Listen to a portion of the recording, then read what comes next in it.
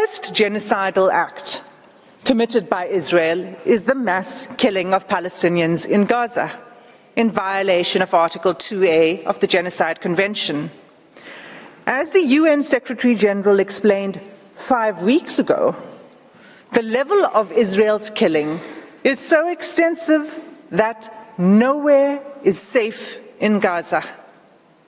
As I stand before you today, 23,210 Palestinians have been killed by Israeli forces during the sustained attacks over the last 3 months. At least 70% of whom are believed to be women and children. Some 7,000 Palestinians are still missing, presumed dead under the rubble. In the first 3 weeks alone, following 7 October, Israel deployed 6,000 bombs per week. At least 200 times it has deployed 2,000-pound bombs in southern areas of Palestine designated as safe. These bombs have also decimated the north, including refugee camps. 2,000-pound bombs are some of the biggest and most destructive bombs available. This killing is nothing short of destruction of Palestinian life. It is inflicted deliberately. No one is spared, not even newborn babies. The second genocidal act identified in South Africa's application is Israel's infliction of serious bodily or mental harm to Palestinians in Gaza in violation of Article 2B of the Genocide Convention. Israel's attacks have left close to 60,000 Palestinians wounded and maimed. Again, the majority of them women and children.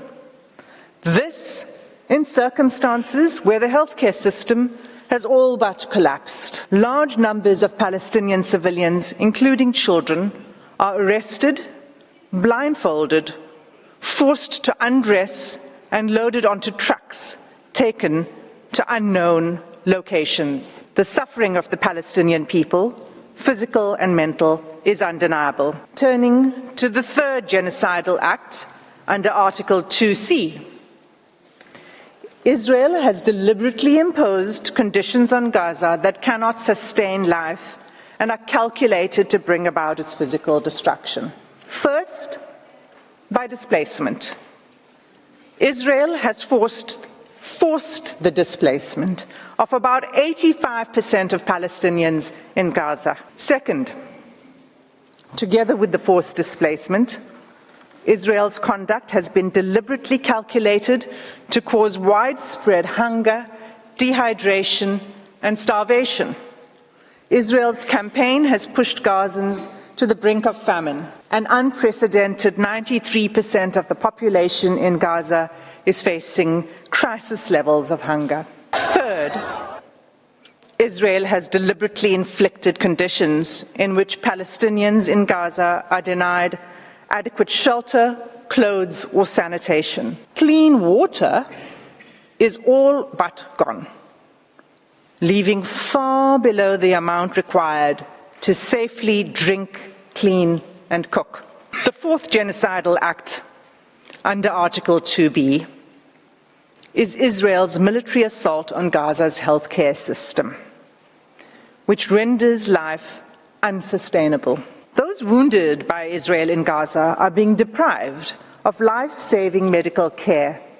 Gaza's healthcare system, already crippled by years of blockade and prior attacks by Israel, is unable to cope with the sheer scale of the injuries. Finally, under the fourth category of genocidal acts, in Article 2D of the Convention, Israel is blocking the delivery of life-saving aid, including essential medical kits for delivering babies, in circumstances where an estimated 180 women are giving birth in Gaza each day. In sum, Madam President, all of these acts individually and collectively, form a calculated pattern of conduct by Israel, indicating a genocidal intent. Genocides are never declared in advance.